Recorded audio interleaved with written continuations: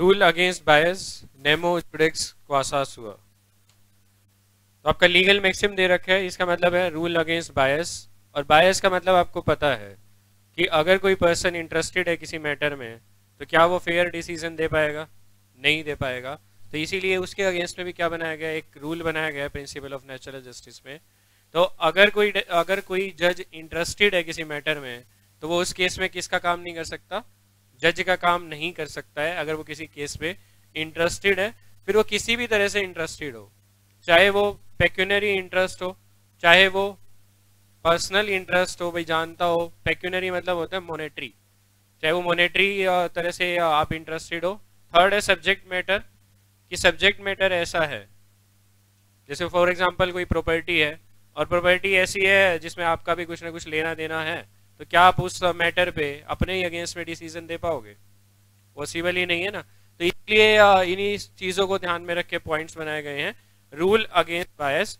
तो according to this rule no person should be made जज in his own कोज।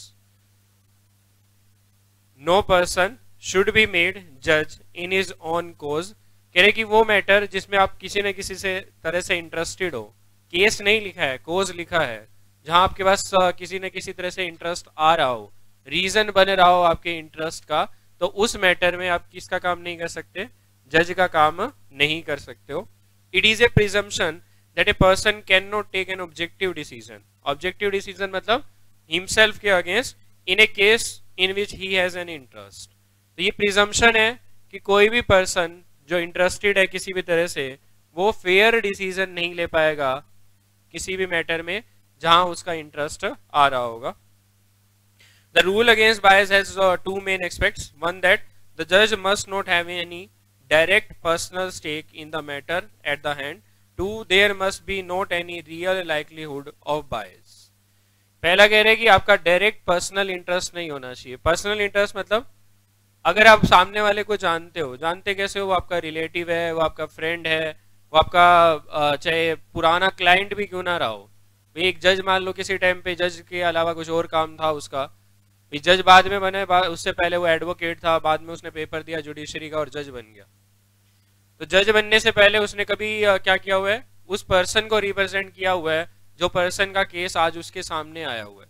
तो आप अगर उस पर्सन को जानते हो अच्छे से तो क्या अभी फेयर डिसीजन दे पाओगे? कभी पॉसिबल ही नहीं है। तो इसीलिए ये मैटर बनाया गया है कि एक जज must not have any direct personal stake in the matter at hand. जो मैटर उसके हाथ में है उस मैटर में उसका किसी भी तरह से पर्सनल इंटरेस्ट नहीं होना चाहिए। पर्सनल इंटरेस्ट दो तरह से होता है, एक मोनेटरी और दूसरा जब आप रिश्तेदार हो, जानते हो, ये सब चीजें। सब्जेक्ट मैटर इनडायरेक्ट इंटरेस्ट में आता है। दूसरा क्या कह रहे हैं? There must not be any real likelihood of the bias. जरूरी नहीं है कि वहां पे ऐसी बायसनेस हो जो दिख रही हो, रियल में एग्जिस्ट कर रही हो। अगर सामने वाला प्रूव कर दे कि आप किसी भी तरह से, चाहे वो होता है ना लंबी रिश्तेदारी, इसी तरह से कोई लॉन्ग रिलेशनशिप या कुछ भी है जिससे आप ये प्रूव कर सको कि यस ये पास्ट में जानता था इस पर्सन को, तो वहां पे भी क्या होगा? ये प्रिंसिपल अप्लाई हो जाएगा कि सामने वाला बायस है कहीं ना कहीं। ये सब चीजें, बायसनेस तीन तरह की हो सकती है। पहला पेक्यूनरी, दूसरा पर्सनल, और इस पे केस लॉ भी है, और तीसरा सब्जेक्ट मैटर बायस। पहला है पेक्यूनरी। पेक्यूनरी मतलब मोनेटरी, मनी की टर्म्स में बायसनेस। अब वो कह रहे हैं कि अगर आपका इंटरेस्ट है मोनेटरी फॉर्म में, चाहे 10 रुपए का हो, चाहे 1 रुपए का हो, चाहे 1 लाख रुपए का हो, इवन ए स्मॉल इंटरेस्ट भी आपके लिए क्या है? सही नहीं है। तो यही कह रहे हैं the judicial approach is unanimous on the point that any financial interest of the adjudicating authority, adjudicating मतलब डिसीजन मेकिंग अथॉरिटी, वो अथॉरिटी जिसके आगे मैटर आया रिजोल्व करने के लिए, वो क्या कहला रहा है? adjudicating authority in the matter however small would violate the adjudication, would affect और negatively impact करेगा किसको? adjudication process को, decision making process को। कह रहे कि जुडिशियल अप्रोच यूनानिमस है। यूनानिमस का मतलब 100% इस चीज पर एग्री है, किस पॉइंट पे? कि अगर फाइनेंशियल इंटरेस्ट है जुडिशरी का किसी मैटर में तो वो एडजुडिकेशन फेयर हो ही नहीं सकती है, वो कहीं ना कहीं इफेक्टिव हो ही नहीं सकती है। वहां नेगेटिव इम्पैक्ट जरूर आएगा, चाहे आपका स्मॉल इंटरेस्ट क्यों ना हो। अब मान लो आप किसी मैटर में जज बना दिया जाए और आपको उस पर्सन से 10,000 रुपए लेने हैं, जिसका जो आपके सामने खड़ा है, और आपको साफ साफ दिख रहा है कि सामने वाला पर्सन केस हारेगा, लेकिन आपको ये है कि अगर मैंने इसके अगेंस्ट में डिसीजन दिया तो क्या होगा, वो 10,000 रुपए गए, तो क्या आप कभी अगेंस्ट में डिसीजन दे पाओगे? नहीं दे पाओगे। चलो अगेंस्ट में दे भी दोगे, लेकिन आप वो पेनल्टी नहीं लगा पाओगे जो एक फेयर पर्सन पेनल्टी और सब चीजें लगा पाता। ठीक है, तो पहला क्या है, pecuniary interest. Thus a pecuniary interest, however insufficient, would disqualify a person from acting as a judge. Insufficient का मतलब दिख रही हो चाहे ना दिख रही हो, मतलब किसी भी तरह से इंटरेस्ट है आपका पैसे की फॉर्म में, किसी भी तरीके से, भाई आपको नहीं, आपके किसी रिश्तेदार को पैसे आने हैं तो भी क्या है, आपको तो नहीं आना है ना, आपके लिए तो जीरो है, लेकिन सामने वाला किसी और का रिश्तेदार है तो वो, और वो आपका है, तो वहां से पैसे अगर उस पर्सन को भी मिलने हैं तो भी आप कहीं कहीं ना कहीं क्या रहोगे, इंटरेस्टेड रहोगे मैटर में, और आप फेयर डिसीजन नहीं दे पाओगे। दूसरा है personal bias. There are number of situation which may create a personal bias in a जज mind against one party in a dispute before him. तो ऐसी बहुत सारी सिचुएशंस है जहां पर्सनल इंटरेस्ट या इस तरह का इंटरेस्ट निकल के आता है जो जज के माइंड में कहीं ना कहीं इंप्रेशन क्रिएट करेगा एक पार्टी के फेवर में। He may be a friend of the party or related to him through family, professional और business ties। दिखने में बहुत छोटी सी लाइन है लेकिन बहुत बड़ी लाइन लिखी है। वो आपका फ्रेंड हो सकता है, तो फ्रेंड को भी कवर कर दिया। Related to him through family, तो फैमिली तो पहले ही आएगी, और फैमिली के थ्रू भी अगर आप रिलेटेड हो, फैमिली के थ्रू भी अगर आप रिलेटेड हो तो भी क्या कहलाओगे, पर्सनल बायस आ गई ना, तो आप डिसक्वालीफाई हो गए। प्रोफेशनल, तो अगर जज रहने से पहले आपने कोई और, जैसे आप एडवोकेट थे या कुछ भी थे, और प्रोफेशनल कैपेसिटी में आपने उसी पार्टी का केस लड़ा हुआ है जो पार्टी आपके सामने आज है, तो कह रहे कि ये क्या है, प्रोफेशनल है। और बिजनेस टाइज, अगर आपका कोई बिजनेस था जज बनने से पहले, या कोई बिजनेस आपका चल रहा है, आपके बेटे का चल रहा है, तो उस मैटर में वो सामने वाला इंटरेस्टेड है, तो उस केस में भी क्या है, आप कभी फेयर डिसीजन नहीं दे पाओगे। द जज might also be hostile to one of the party to the case. अब ऊपर वाले पॉइंट से तो सिर्फ ये समझ में आया कि जज क्या है, बायस तभी होगा जब उसका रिलेशन होगा। रिलेशन में उसने एक फ्रेंड लिखा है, अब वो कह रहे कि अगर एनिमी है तो वो भी तो कहीं ना कहीं क्या है, रिलेशन में है ना। अगर एनिमी है तो मतलब आप खुंदक निकालोगे और ज्यादा स्ट्रिक्टली डिसीजन देके, जो शायद एक फेयर पर्सन डिसीजन नहीं देता। तो किसी मैटर में पेनल्टी लगनी थी 10,000, और आपको ये था कि यार ये मेरा पड़ोसी और सारा दिन तंग करता है, तो 20,000 की पेनल्टी लगा, 20,000 की पेनल्टी लगाओ इस पे, तो ये क्या हो गया, पर्सनल बायसनेस हो गई। तो बायसनेस सिर्फ फेवर में नहीं, अगेंस्ट में भी कह रहे हैं, दोनों तरह से पॉसिबल है। He may be friend of the party, related to him through family, professional, business type. The जज might also be hostile. Hostile होता है, एनिमी को कहते हैं जब दूसरा पर्सन आपके अगेंस्ट हो, हॉस्टाइल उसे कहते हैं। To one of the party to the case. All this situation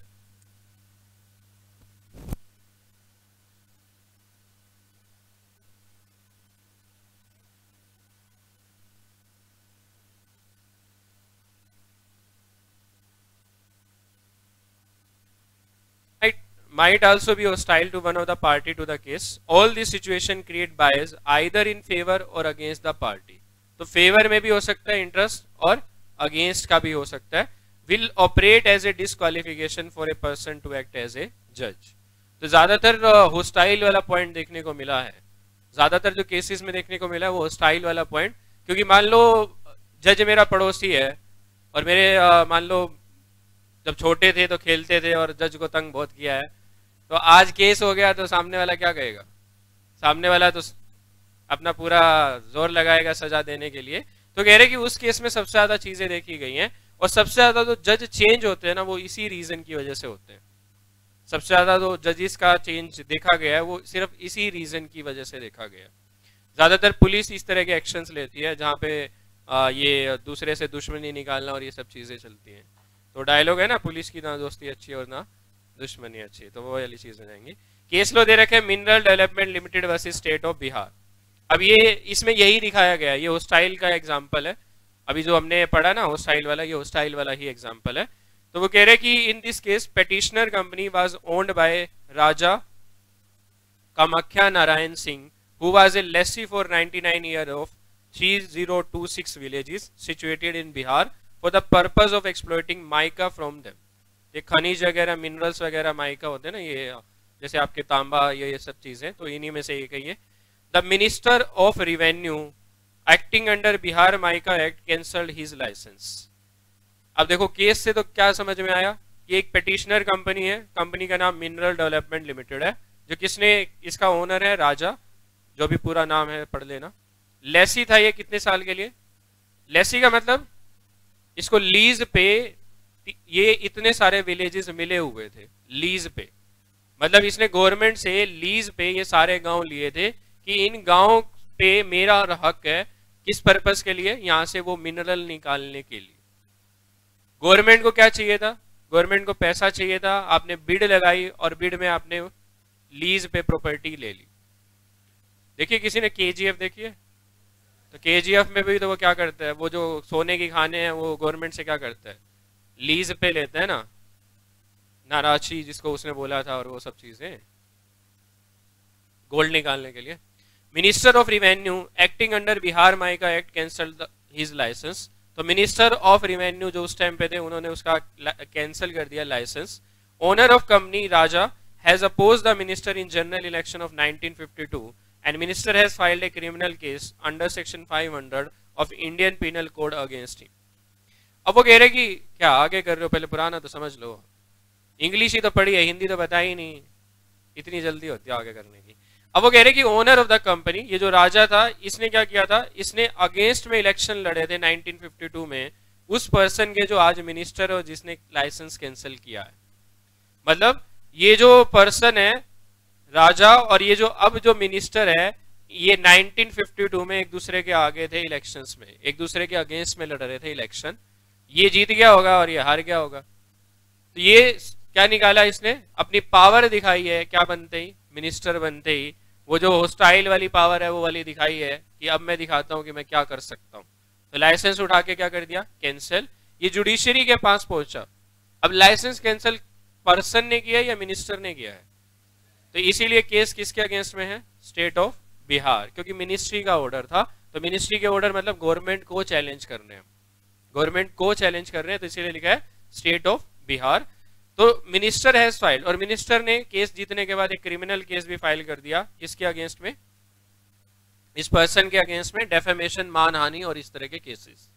the act of cancellation by minister was held to be a quasi judicial act since the personal rivalry between the owner of the petitioner company and the minister concerned was established.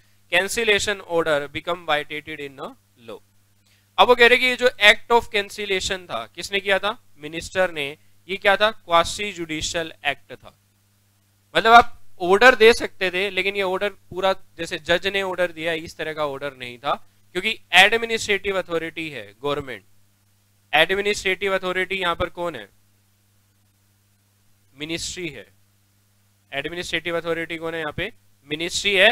और ministry भी क्या order issue कर सकती थी, इस तरह के licence cancel और ये सब चीजें. तो उन्होंने क्या कर दिया, लाइसेंस उठा के कैंसिल कर दिया बिना कुछ सुने, बिना कुछ किए. जज के पास पावर थी, जज ने क्या कहा कि ये जो पर्सनल राइवलरी निकाली है किसने, मिनिस्टर ने, और जो ऑर्डर इशू किया है वो ऑर्डर क्या नहीं है, एज पर लॉ नहीं है. तो इसीलिए कैंसिलेशन जरूरी है, इसीलिए कैंसिलेशन जरूरी है, सॉरी इस ऑर्डर का कैंसिलेशन जरूरी है, जो ऑर्डर कैंसिलेशन का उसने दिया है, क्योंकि उसने तो आपकी लीज कैंसिल करी थी ना. तो ये order as per law valid नहीं है. ये लॉ, ये जो कैंसिलेशन ऑर्डर दिया है किसने, मिनिस्टर ने, ये एज पर लॉ वैलिड नहीं है. ये वॉइड इन नेचर है, क्योंकि ये किस पे बेस्ड है, राइवलरी पे बेस्ड है, पर्सनल बायसनेस पे बेस्ड है. इसीलिए इस ऑर्डर को एक्सेप्ट नहीं किया जा सकता. दूसरा है मानिकलाल वर्सेस प्रेमचंद. ये प्रोफेशनल पे है. अभी जो ऊपर आपने प्रोफेशनल वाली चीज पढ़ी ना, ये प्रोफेशनल पे है. ऊपर वाला राइवलरी पे था, तो साइड में से कहीं भी लिख लो, ये राइवलरी पे केस था. अब ये जो केस है ये प्रोफेशनल बायसनेस पे है. दुश्मनी इंग्लिश मीडियम से हो तो ये सुना नहीं है, तो बहुत कॉमन वर्ड है, होगी नहीं ना तेरे किसी के साथ, होती तो समझाता. ठीक है, Here the respondent have filed a complaint of professional misconduct against Manik Lal, who was an advocate of Rajasthan High Court. कह रहे रिस्पोंडेंट ने केस फाइल किया किसके अगेंस्ट में, मानिक लाल के अगेंस्ट में, जो क्या था, एडवोकेट था राजस्थान हाई कोर्ट का. The chief justice of high court appointed bar council tribunal to inquire into the alleged misconduct of the petitioner. तो chief justice of the high court ने एक बार काउंसिल के पर्सन को appoint किया, एक tribunal को, इस मिसकंडक्ट की चेकिंग करने के लिए. Tribunal consisting of chairman who had earlier represented the respondent in the case. इस ट्रिब्यूनल का चेयरमैन वो है जिसने रिस्पोंडेंट को पहले भी रिप्रेजेंट किया हुआ है किसी केस में. He was a senior advocate and was once the advocate general of the state. The supreme court held the view that even though the chairman had no personal contact with his client and did not remember that he had appeared on his behalf in certain proceeding and there was no real likelihood of bias, yet he was disqualified to conduct the inquiry on the ground that justice not only be done but must appear to be done to the litigating public. अब वो कह रहे कि देखो respondent ने case file किया किसके against में, मानिक लाल के अगेंस्ट में, कि मानिक लाल जो एडवोकेट है इसने प्रोफेशनल मिसकंडक्ट किया है. प्रोफेशनल मिसकंडक्ट जैसे फॉर एग्जांपल हम प्रोफेशनल्स को एडवर्टाइजमेंट अलाउड नहीं है कि आप दूसरे लोगों की तरह एडवर्टाइज नहीं कर सकते कि मेरे पास इस तरह की सर्विसेज लेने आप आ सकते हो. मैं सिर्फ उसी को बता सकता हूं जो पर्सन ने मुझसे पूछा है, उसी पर्सन को बता सकता हूं कि मैं इस तरह की सर्विसेज देता हूं. अदरवाइज आप न्यूज़पेपर में या टेम्पलेट बनवा के क्या नहीं कर सकते, डिस्ट्रीब्यूट नहीं कर सकते कि इस तरह की सर्विसेज लेनी हो तो मेरे पास आओ. ठीक है, ये चीजें अलाउड नहीं है और आप करते हो तो ये कहलाएगा प्रोफेशनल मिसकंडक्ट. ऐसा मिसकंडक्ट जो आपने प्रोफेशनल रहते हुए किया है, तो ये कौन सा मिसकंडक्ट है, प्रोफेशनल. तो रिस्पोंडेंट ने कंप्लेंट फाइल करी किस चीज की, प्रोफेशनल मिसकंडक्ट की, और किसके अगेंस्ट में, मानिक लाल के अगेंस्ट में. अब chief justice of the high court मतलब राजस्थान का हाई कोर्ट, क्योंकि ये राजस्थान से रिलेटेड केस है, appointed bar council tribunal to inquire in the alleged misconduct of the petitioner. ये कह रहे हैं chief justice of high court ने अपॉइंट किया bar council tribunal to inquire into the alleged misconduct of the petitioner. Petitioner के इस misconduct के regarding उन्होंने इंक्वायरी करने के लिए किसको अपॉइंट किया, बार काउंसिल ट्रिब्यूनल को अपॉइंट किया. Tribunal consisted of chairman. अब इस ट्रिब्यूनल में एक चेयरमैन था जिसने रिप्रेजेंट किया था रिस्पोंडेंट को पहले भी. रिस्पोंडेंट कौन है इस केस में, प्रेमचंद. केस किसने फाइल किया था, मानिक लाल ने, किसके अगेंस्ट में, प्रेमचंद. लेकिन उल्टा प्रेमचंद ने एलिगेशंस लगाए किसके ऊपर, मानिक लाल के ऊपर, किस चीज के, प्रोफेशनल मिसकंडक्ट के. और इस केस की इंक्वायरी के लिए क्या बनाई गई, एक बार काउंसिल ट्रिब्यूनल बनाई गई. ट्रिब्यूनल का जो चेयरमैन था उसने प्रेमचंद को पहले भी रिप्रेजेंट किया हुआ है जब वो सीनियर एडवोकेट था, और या फिर जब वो advocate general of the state था, जब वो स्टेट के बिहाफ पे केसेस लड़ा करता था. सीनियर एडवोकेट भी था और स्टेट के बिहाफ पे केसेस लड़ने वाला एडवोकेट जनरल भी रहा हुआ है. सुप्रीम कोर्ट ने ये माना कि चाहे चेयरमैन का कोई पर्सनल कॉन्टेक्ट नहीं है अपने क्लाइंट के साथ, ना ही उसे याद है कि उसने कभी अपने इस पर्सन को रिप्रेजेंट किया हुआ है किसी भी प्रोसीडिंग में, और क्या वहां पे ऐसी बायसनेस है जो दिख रही हो, नहीं है, इनडायरेक्ट, बहुत ज्यादा इनडायरेक्ट वे में है. Yet he was disqualified to conduct the inquiry on the ground. किस ग्राउंड पे, कि justice must only be done but must appear to be done to the litigating public. Actual proof of prejudice was not necessary. Reasonable ground for assuming the possibility of bias is sufficient. सिर्फ exemption के basis पे या कहीं ना कहीं आपने थोड़ा बहुत प्रूव भी कर दिया, चाहे वहां पे रियल लाइक्लीहुड हो ना हो, उससे कोई फर्क नहीं पड़ता है. अगर आपका थोड़ा बहुत भी इंटरेस्ट है तो आप बायस हो तो फिर आप जज का काम नहीं कर सकते हो. ठीक है, केस समझ में आया. केस किया था मानिक लाल ने प्रेमचंद के अगेंस्ट में, किस चीज को लेकर था उसने ये नहीं बताया क्योंकि वो केस नहीं पढ़ना है हमें.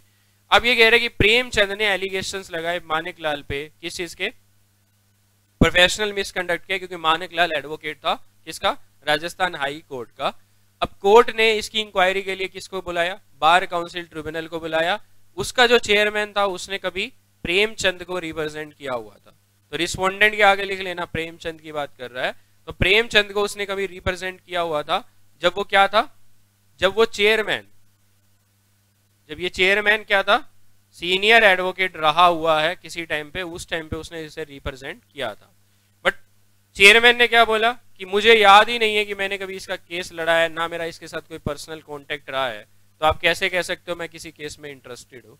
तो कह रहे कि इतनी सुप्रीम कोर्ट ने ये बोला कि ऐसा कोई रिलेशनशिप चाहे आज एग्जिस्ट नहीं करता है, पास्ट में भी था, तो भी हम कहीं ना कहीं मानेंगे कि जज क्या है, डिस्क्वालिफाइड है क्या बनने के लिए, एक्ट एज ए जज। तो इस केस में ये जो चेयरमैन था, क्या ये चेयरमैन बन सकता है? नहीं बन सकता, उस ट्रिब्यूनल का जो ट्रिब्यूनल मिसकंडक्ट की इंक्वायरी करने के लिए बनाया है। तीसरा है सब्जेक्ट मैटर बायसनेस। ए जज may have a bias in the subject matter which means that he himself is a party or has some direct connection with the litigation। एक जज बायस हो सकता है किसी सब्जेक्ट मैटर में, किस तरह से, जो सब्जेक्ट मैटर मान लो प्रॉपर्टी है, हो सकता है कि वो प्रॉपर्टी खुद जज के नाम पर हो सकता है जज के बेटे के नाम पर हो, किसी के भी नाम पर हो, तो सीधा सब्जेक्ट मैटर में आप क्या हो गए, इंटरेस्टेड हो गए। या डायरेक्ट कनेक्शन हो सकता है आपका लिटिगेशन के साथ, जज का ही डायरेक्ट क्या हो सकता है, कनेक्शन हो सकता है किसके साथ, लिटिगेशंस, मतलब ये जो लीगल इंक्वायरीज और बाकी चीजें चल रही हैं। To disqualify on the ground of bias there must be intimate and direct connection between the adjudication and the issue in a dispute. वो कह रहे कि इस ग्राउंड पे डिस्क्वालीफाई करने के लिए क्या होना चाहिए, इंटीमेट एंड डायरेक्ट कनेक्शन होना चाहिए एडजुडिकेटर, जज और इशू इन डिस्प्यूट के बीच में। ऊपर वाले दो में हमने क्या कहा था, रियल लाइक्लीहुड हो चाहे ना हो कोई फर्क नहीं पड़ेगा, लेकिन इस केस में चाहिए। सब्जेक्ट मैटर में बायसनेस आपको प्रूव करनी पड़ेगी कि कैसे है, तो यहाँ पे रियल लाइक्लीहुड ऑफ बायस चाहिए, ऐसा बायस जो आप दिखा सको कि यस इस वजह से हम कह रहे हैं कि ये पर्सन इंटरेस्टेड है। पेक्यूनरी में रियल किससे कोई मतलब नहीं है, पर्सनल में भी रियल होने से कोई मतलब नहीं है, लेकिन सब्जेक्ट मैटर में आपको प्रूव करना पड़ेगा यस ये जो पर्सन है, ये जो जज है, ये किस तरह से इंटरेस्टेड है। तो to vitiate the decision on ground of bias as a subject matter there must be real likelihood of the bias. Such bias can be classified into 4 categories. तो 4 पार्ट में डिवाइड किया गया है सब्जेक्ट मैटर बायसनेस को। Partiality और connection to the issue. आप partiality मतलब partially किसी भी तरह से आप क्या हो, एक पार्टी का फेवर कर रहे हो। पार्शियलिटी क्या होता है, यही होता है ना, एक पार्टी का फेवर कर रहे हो और दूसरे के अगेंस्ट में बोले जा रहे हो, तो ये हो सकता है। दूसरा डिपार्टमेंटल बायस। डिपार्टमेंटल बायस क्या होता है, हर कोई अपने डिपार्टमेंट की सोचता है, दूसरे की डिपार्टमेंट से कोई फर्क नहीं पड़ता। तो हो सकता है सामने वाला पर्सन आपके ही डिपार्टमेंट, जज के ही डिपार्टमेंट का हो। सामने वाला पर्सन हो सकता है क्या हो, जज के ही डिपार्टमेंट का हो, तो डिपार्टमेंटल बायस भी हो सकता है। दूसरे डिपार्टमेंट से खुंदक हो तो राइवलरी भी हो सकती है। देखो सब्जेक्ट मैटर इन्हीं चीजों पे बेस्ड होंगे, तो इसीलिए कह रहे हैं कि पार्शियलिटी हो सकती है। दूसरा डिपार्टमेंटल बायस, प्योर अटरनेस और pre judgment of the issues. Pure utterness कहते हैं जहां आपने पहले से ही सोच लिया या पहले से ही आप रिलेशन बना के बैठ गए हो किसी सामने वाले से, तो प्योर अटरनेस जहां पहले से ही आपने डिसीजन डिसाइड कर लिया, पहले से ही सोच के बैठे हो, पहले से ही डिसीजन लेकर बैठे हो, क्या उस केस में आप कभी ढंग से डिसीजन दे पाओगे? नहीं दे पाओगे। Acting under dictation. डिक्टेशन कहते हैं जब दूसरे के कहने पे आप काम कर रहे हो, तो उसे क्या कहते हैं, डिक्टेट करना। तो ये कह रहे हैं कि अगर आप किसी दूसरे के कहने से काम कर रहे हो, तो वहां पर क्या है, सब्जेक्ट मैटर बायसनेस है। यही कहा जाएगा कि आप सब्जेक्ट मैटर, वो जो मैटर इन इशू है, जिस मैटर को लेकर हम यहाँ पर आए हैं, उसमें कहीं ना कहीं आपका इंटरेस्ट है।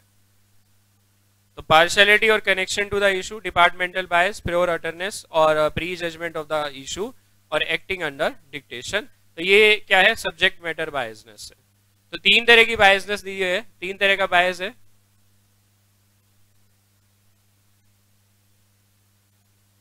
कौन बोल रहा है, तो बोल लो। रूल अगेंस्ट बायस, 3 तरह की बायसनेस है। पहला पर्सनल, दूसरा पेक्यूनरी, तीसरा सब्जेक्ट मैटर। और सब्जेक्ट मैटर में ही डिपार्टमेंटल को वहीं पे डाला गया है। पहला बिल्कुल इजी है, पेक्यूनरी, उसमें कोई ज्यादा है नहीं। पर्सनल में भी कुछ ज्यादा नहीं है, या तो फेवर में होगा या अगेंस्ट में होगा। थोड़ा सा जो प्रॉब्लम आती है पढ़ने में वो है सब्जेक्ट मैटर को, क्योंकि सब्जेक्ट मैटर में आपको डायरेक्ट कनेक्शन दिखाना है कि ये पार्टी कैसे डायरेक्टली इंटरेस्टेड है। तो वो कह रहे हैं कि सब्जेक्ट मैटर कुछ भी हो, आप दूसरी पार्टी के कहने से अगर काम कर रहे हो तो मतलब आप भी सब्जेक्ट मैटर में इंटरेस्टेड हो, आप भी उस केस में इंटरेस्टेड हो। आपने पहले से ही डिसीजन बना लिया कि भाई मैं तो यही डिसीजन दूंगा, चाहे मैं सामने वाली पार्टी को जानता हूं चाहे नहीं जानता हूं, कुछ भी है, तो उस केस में भी क्या है, आपका सब्जेक्ट मैटर से कहीं ना कहीं कनेक्शन है, इसीलिए आपने प्री जजमेंट ले ली। वो कह रहे कि डिपार्टमेंटल बायस, डिपार्टमेंटल आपके डिपार्टमेंट से रिलेटेड ही अगर केस है तो कहीं ना कहीं सब्जेक्ट मैटर में आप ही डायरेक्ट इंटरेस्टेड हो, क्योंकि आप अपने डिपार्टमेंट के अगेंस्ट में डिसीजन कैसे दोगे, आप अपने डिपार्टमेंट के अगेंस्ट में डिसीजन कभी नहीं दे पाओगे। तो इसीलिए बोला कि आपका ही मैटर में इंटरेस्ट है, हम तो ये मान लेंगे। डिपार्टमेंट मेरा दोस्त नहीं है, डिपार्टमेंट मेरा रिलेटिव नहीं है, कुछ भी नहीं है ना। प्रोफेशन एडवोकेट्स और इन चीजों को कहा जाता है। प्रोफेशन कहाँ, जॉब को प्रोफेशन किसने बोल दिया? क्यों, मैं जानता ही नहीं तुम मेरे डिपार्टमेंट में काम करते हो तो कैसे हो गया? पर्सनल इंटरेस्ट कैसे हो जाएगा? क्या क्यों डिपार्टमेंट सिर्फ हाँसी हाँसी या इशार इशार तक लिमिटेड होता है? पूरे इंडिया में डिपार्टमेंट्स हैं, मिनिस्ट्री तो एक ही है, मिनिस्ट्री ऑफ कॉर्पोरेट अफेयर्स की बात करें। अब आरओसी में काम करते हो, चाहे आप दिल्ली आरओसी हो चाहे राजस्थान हो, है तो वो आरओसी। तो इस तरह से डिपार्टमेंटल वाइज है, और ज्यादातर गवर्नमेंट डिपार्टमेंट्स के लिए बोला जाता है। गवर्नमेंट डिपार्टमेंट में तो लाखों एम्प्लॉयज हैं।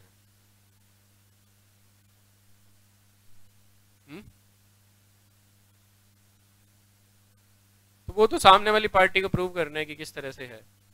एलिगेशन आप लगा रहे हो ना, ये जितने भी है ये एलिगेशंस हैं। आप कह रहे हो पेक्यूनरी इंटरेस्ट है तो प्रूव करो जज कैसे इंटरेस्टेड है। आप कह रहे हो जी पर्सनल इंटरेस्ट है तो आप प्रूव करो कैसे है। क्योंकि जैसे ये वाला केस है, सामने वाले ने बोला ना, सामने वाले ने एलिगेशंस लगाए थे, और वो चेयरमैन जब अपॉइंट हुआ तो सामने वाली पार्टी ने ही बोला होगा ना कि सर चेयरमैन क्या रहा है, एडवोकेट रहा है, और चेयरमैन ने कभी ना कभी प्रेजेंट किया था। तो प्रूव किसने किया?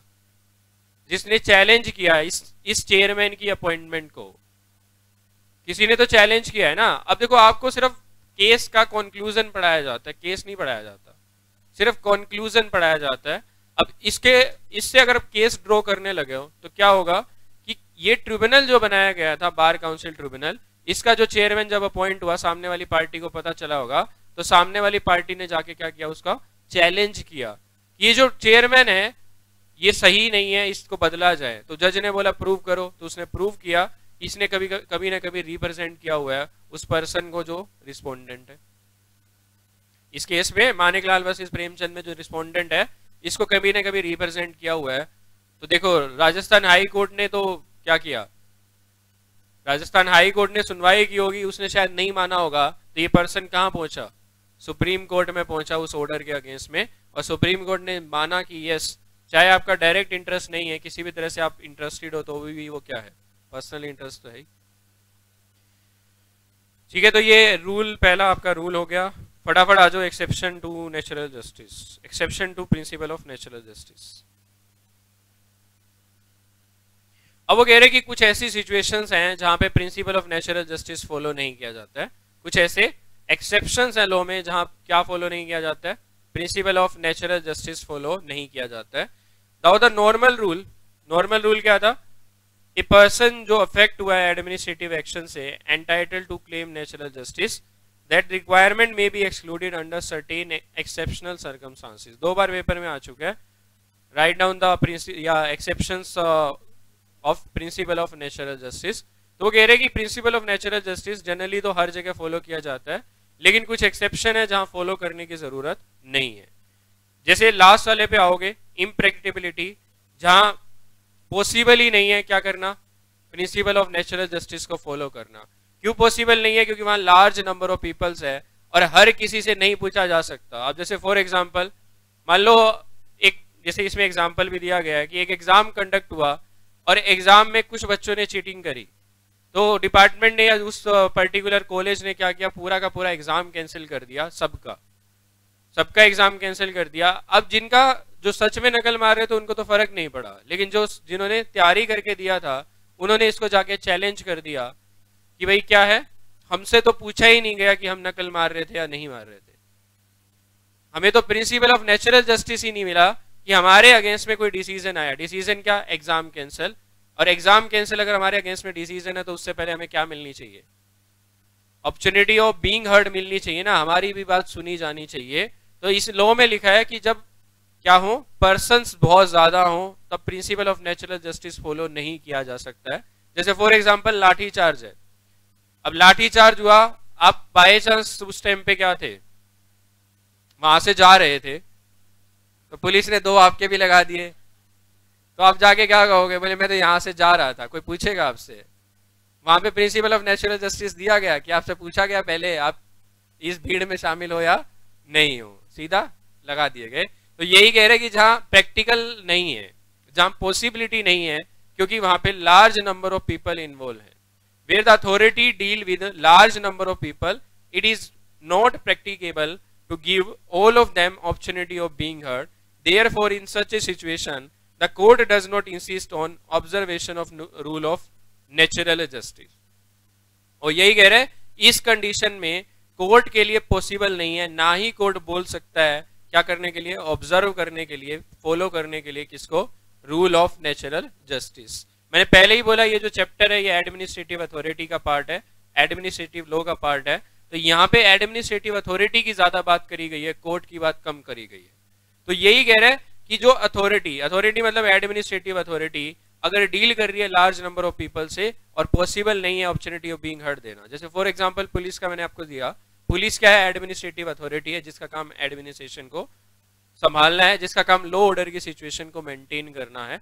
तो अगर भीड़ इकट्ठी हो रही है, बिना परमिशन के इकट्ठी हो रही है, तो क्या किया जा सकता है, उस भीड़ को हटाने के लिए लाठी चार्ज और सब चीजें करी जा सकती है, बिना पूछे कि आप उस भीड़ का पार्ट हैं या नहीं है। In P Radhakrishna versus Osmania university, the entire MBA entrance examination was cancelled on the ground of mass कॉपिंग।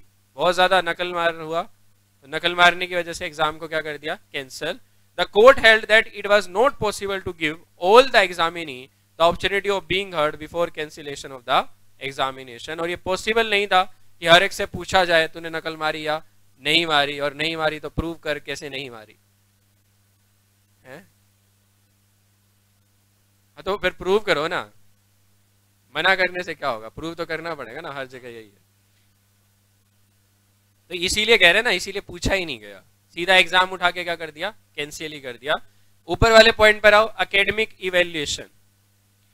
जहां आपको एकेडमिक बेसिस पे इवेल्युएट किया जाता है, वहां आपसे बिना पूछे कोई भी डिसीजन लिया जा सकता है।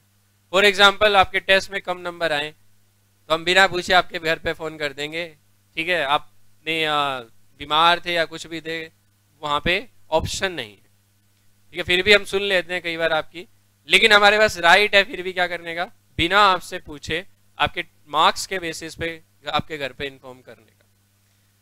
तो यहाँ पे अपॉर्चुनिटी ऑफ बीइंग हर्ड नहीं दी जाएगी कि पहले आपसे पूछा जाए, बोले टेस्ट में नंबर क्यों आए, फिर आप बहाने बनाओगे, क्या कंप्लेंट कोर्ट में है क्या, ये तो बोल लिया करो एक बार, बोलो तो। हाँ, कोर्ट यही कहेगा। तो where a student is removed from an educational institution on the ground of unsatisfactory academic performance, कह रहे कि जहां एक स्टूडेंट को हटा दिया गया किसके बेसिस पे, अनसेटिस्फैक्ट्री एकेडमिक परफॉर्मेंस के बेसिस पे, कि आपकी परफॉर्मेंस सेटिस्फैक्ट्री नहीं थी, इसीलिए आपको स्कूल से क्या कर दिया गया, कॉलेज से क्या कर दिया गया, हटा दिया गया। इस केस में क्या जरूरी नहीं है, अपॉर्चुनिटी ऑफ बीइंग हियर्ड जरूरी नहीं है। The requirement of pre decisional hearing is excluded, कि डिसीजन लेने से पहले कोई हियरिंग कराई जाए और आपसे पूछा जाए। प्री डिसीजनल हियरिंग मतलब हियरिंग करने की, डिसीजन लेने से पहले आपको बुला के आपसे सुना जाए, पूछा जाए, उसे कहते हैं प्री डिसीजनल हियरिंग। डिसीजन लेने से पहले हियरिंग, डिसीजन लेने से पहले हियरिंग मतलब डिसीजन लेने से पहले हियरिंग का मतलब पूछना, हियरिंग का मतलब तो ये है ना सुनवाई करना, तो सुनवाई का मतलब तो आपकी बात सुनी जाएगी। तो कह रहे कि इस केस में प्री डिसीजनल हियरिंग एक्सक्लूड कर दी गई, मतलब प्री डिसीजनल हियरिंग की जरूरत नहीं है, डिसीजन लेने से पहले आपकी बात सुनने की जरूरत नहीं है। The supreme court has made it clear that if the competent academic authority assess the work of a student over the period of time and thereafter declared his work unsatisfactory, the rule of natural justice may be excluded but this is exclusion does not apply in case of disciplinary matters. किसी को अगर discipline के basis पे हटाया जाएगा ना तो वहां पे प्रिंसिपल ऑफ नेचुरल जस्टिस दिया जाएगा। किसी को डिसिप्लिनरी बेसिस पे मतलब जैसे पुलिस अथॉरिटी कुछ गलत काम करती है या कुछ उसका मैटर में नाम आता है तो फिर सबसे पहले क्या की जाती है, इंक्वायरी करी जाती है। इंक्वायरी के टाइम पे इन्वेस्टिगेट ही तो किया जा रहा है ना, आपको बोलने का मौका दिया जा रहा है, सब कुछ दिया जा रहा है। तो कह रहे एकेडमिक बेसिस पे हटाया जा सकता है, डिसिप्लिनरी बेसिस पे नहीं हटाया जा सकता। जैसे किसी बच्चे ने शरारत कर दी तो शरारत के बेसिस पे हम उसे क्या नहीं कर सकते, निकाल नहीं सकते, क्लास से निकाल सकते, इंस्टीट्यूट से नहीं है? वो तो फिर राइट तो चलते ही हैं सारी चीजें हैं। हाँ, तो where student is remote from an educational institution on ground of unsatisfactory academic performance, तो उस केस में बिना पूछे आपको निकाला जा सकता है अनअकेडमिक, ये एकेडमिक परफॉर्मेंस। लेकिन इससे अलग कुछ है तो फिर वहां अपॉर्चुनिटी ऑफ बीइंग हर्ड दी जाती है। तो निकालने से पहले पूछा जाएगा पहले क्यों कर रहा था शरारत, और फिर वो कहेगा मैंने नहीं करी, दूसरे ने करी, फिर दूसरा फंसाएगा, फिर तीसरा, इस तरह से चलते रहती चीजें।